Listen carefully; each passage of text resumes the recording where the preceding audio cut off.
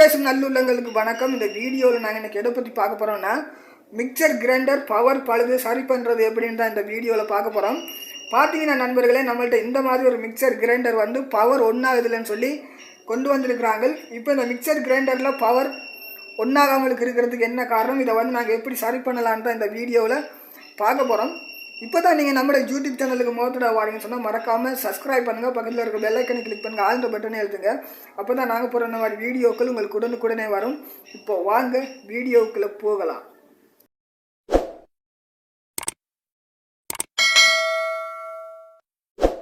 இப்போ பார்த்தீங்கன்னா நண்பர்களே, இந்த வீடியோவில் நாங்கள் எதை பற்றி பார்க்க போகிறோம்னா, மிக்சர் கிரைண்டர் பவர் பழுது சரி பண்ணுறது எப்படின்னு தான் இந்த வீடியோவில் பார்க்க போகிறோம். பார்த்தீங்கன்னா இந்த மிக்சர் கிரைண்டரை பார்த்தீங்கன்னு சொன்னால் அவங்க ஸ்க்ரூ ஆணியெல்லாம் பிரித்து பார்த்துட்டு தான் கொண்டு வந்திருக்கிறாங்க. என்ன பழுதுன்னு பார்த்துட்டு சரி செய்ய இல்லாத கட்டத்தில் கொண்டு வந்திருக்கிறாங்க. இப்போ வந்து நாங்கள் இதை ஃபுல்லாக பிரிச்சுட்டு டிஜிட்டல் மல்டிமீட்டரை வச்சு செக் பண்ணி இந்த மிக்சர் கிரைண்டரில் என்ன பழுது இருக்குது அதை எப்படி சரி பண்ணலான்னு பார்க்க போகிறோம்.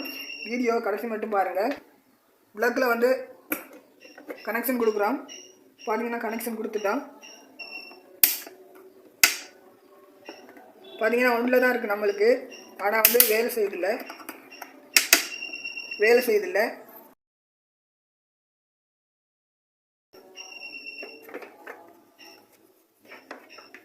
பார்த்தீங்கன்னா இந்த மாதிரி கொடுத்துருக்குறாங்க.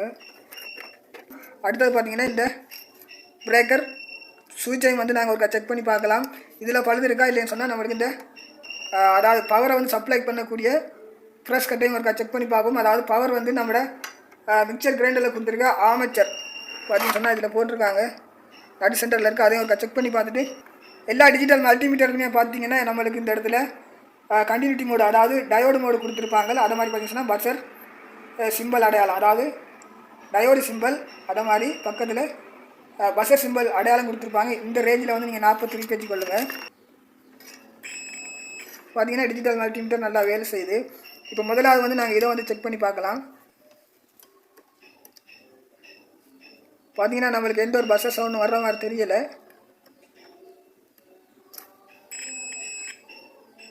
பஸ்ஸர் சவுண்டு வரலை. அடுத்ததாவது நாங்கள் இந்த பவர் கேபிளையும் ஒரு செக் பண்ணி பார்க்கலாம். பவர் கேபிளையும் வந்து நாங்கள் செக் பண்ணி பார்ப்போம். ஏன்னா நம்மளுக்கு அதிக லோட் போட்டு மிக்சர் கிரைண்டரில் அடிக்கிறபடியாக வயரும் வந்து சில நேரம் வந்து டேமேஜ் ஆகலாம். இந்த மாதிரி இதில் பார்த்தீங்கன்னா திருப்பின் வருது, அதாவது பவர் கேபிளில் இந்த லைன் இங்கே தான் வரும். பார்த்தீங்கன்னா நம்மளுக்கு இந்த பவர் கேபிள் நல்லா இருக்குது. இப்போ இங்கே வருது, அவுட்டில் வருதான்னு பார்ப்போம்.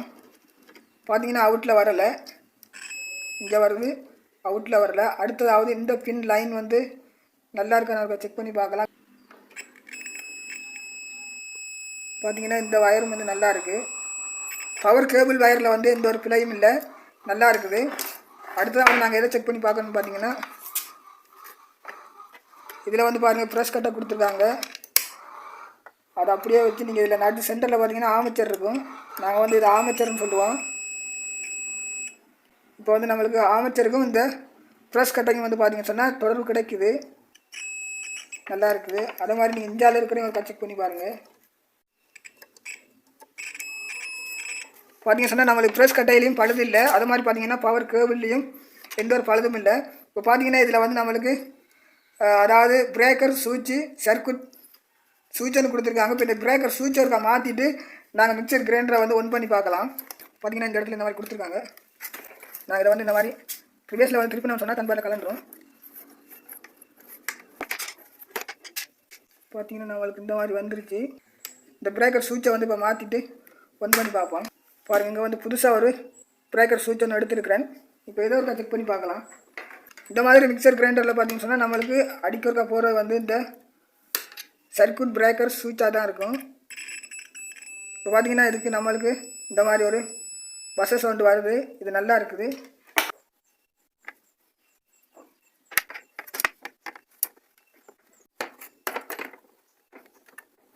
பார்த்தீங்கன்னா இந்த மாதிரி டைப் பண்ணி பூட்டிட்டோம். பார்த்தீங்கன்னா இதில் கொடுத்துருக்க மாதிரி இது வந்து எந்த மாதிரியும் கொழுவி கொள்ளலாம். இதில் வந்து மைனஸ் ப்ளஸ் கிடையாது.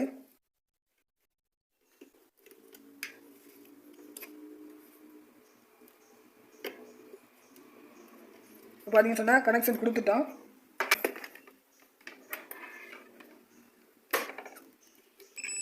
இப்போ பார்த்தீங்கன்னு சொன்னால் நம்மளுக்கு இப்போ பஸ்ஸர் சவுண்டு வருது. இப்போ வந்து நாங்கள் ஒன் பண்ணி பார்க்க போகிறோம். இந்த மாதிரி மிக்சர் கிரைண்டரில் வந்து நீங்கள் ஏசி பவரில் செய்கிற நேரம் கொஞ்சம் அவதானமாக இருக்கணும். இப்போ வந்து நாங்கள் பவரை கொடுத்து பார்க்குறோம்.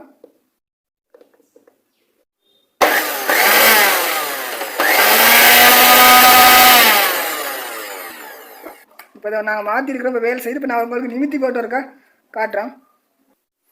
பார்த்தீங்கன்னா நண்பர்களே, இப்போ இந்த மாதிரி நிமித்தி வச்சிருக்கிறோம். ஏன்னு சொன்னால் உங்களுக்கு வந்து அங்கே வந்து அதாவது மிக்சர் கிரைண்டர் எப்படி வேலை செய்யறதா காட்டுறதுக்காக இப்போ நிமித்தியும் வச்சிருக்கிறோம். இப்போ வந்து இங்கே பாருங்கள், பவர் சுவிட்ச் போர்ட்டில் இங்கே கொழுகுறோம்.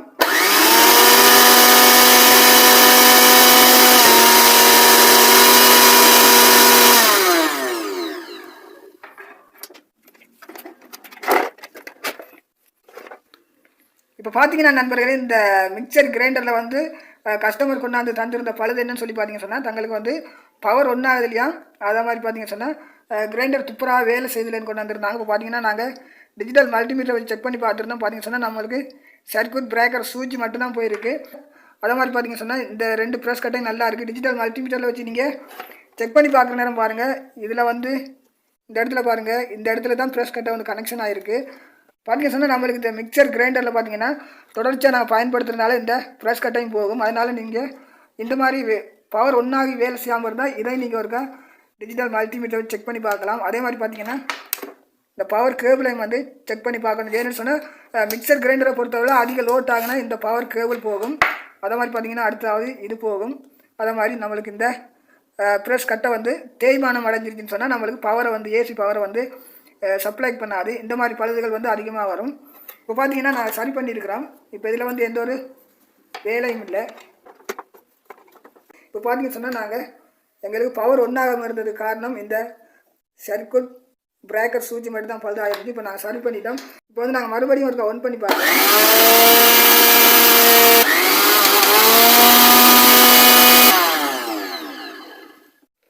நல்ல நண்பர்களே, இந்த மாதிரி தான் இந்த மிக்சர் கிரைண்டரில் வந்து இந்த மாதிரி பழுது வந்ததுன்னு சொன்னால் நீங்கள் முதலாவது இந்த சர்க்யூட் பிரேக்கர் சுவிட்சை செக் பண்ணி பாருங்கள். அடுத்ததாவது இந்த பவர் கேபிள் வயரை வந்து செக் பண்ணி பாருங்கள். மூன்றாவது வந்து இதில் கொடுத்துருக்கிற ப்ரெஸ் கட்டையை செக் பண்ணி பாருங்கள்.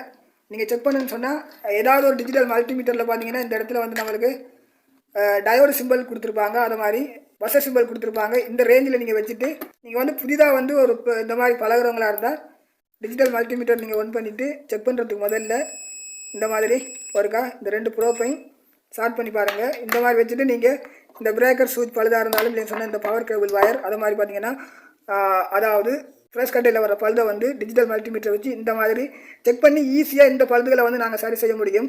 நல்ல நண்பர்களே, இந்த வீடியோ உங்களுக்கு ஏதோ ஒரு வகையில் பிடிச்சின்னு சொன்னால் லைக் பண்ணுங்கள், ஷேர் பண்ணுங்கள், சப்ஸ்கிரைப் பண்ணுங்கள். பக்கத்தில் இருக்க பெல் ஐக்கனை கிளிக் பண்ணுங்கள், ஆல்ன்ற பட்டனை அழுத்துங்க. அப்போ தான் நான் போகிற இந்த மாதிரி வீடியோக்கள் உங்களுக்கு உடனுக்குடனே வரும். மற்றொரு வீடியோவில் சந்திக்கலாம். நன்றி, வணக்கம்.